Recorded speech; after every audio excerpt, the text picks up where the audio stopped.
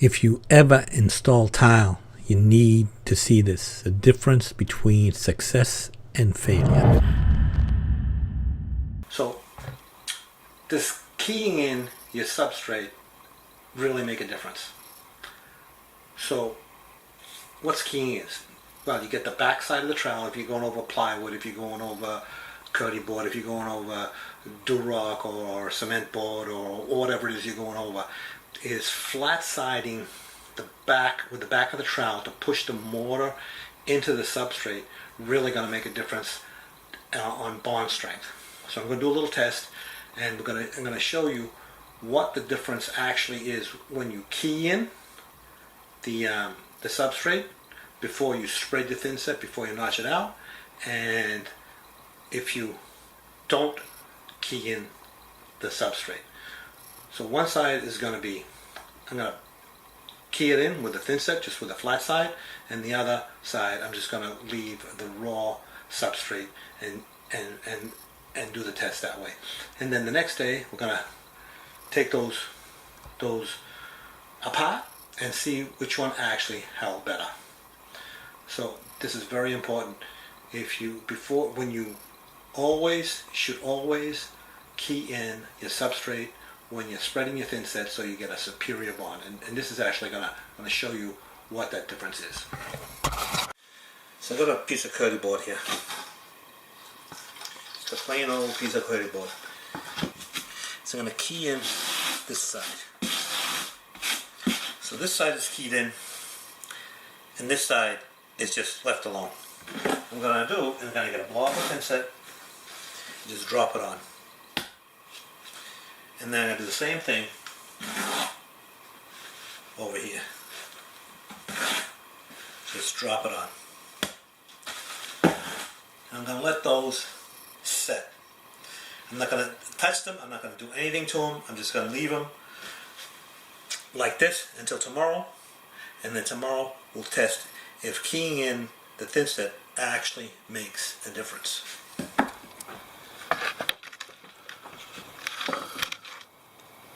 Okay, so this is the one that I keyed in, and this is the one that I didn't key in. Now let's see how hard it is to get this off as compared to this one.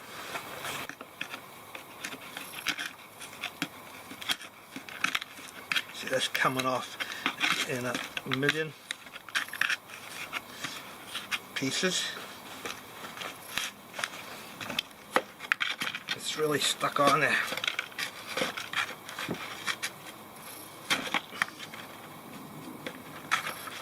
And let's try this one now. See how this one comes off. See that? This one here, I can't. It's coming off. Like, it's still the next day, so it's still pretty soft, so that's why it's crumbling up like that, but it's stuck on there. It's really stuck on there. But this one here just popped right off. Okay, so why does that happen? Well, when you key in your substrate, what you're doing is you're forcing the thinset into all the little cracks and crevices of the substrate, whether it be curdy board or a plywood or a cement board or whatever. So you're forcing the thinset, the mortar, into that surface, so it penetrates into the substrate that you're going to install your tile on.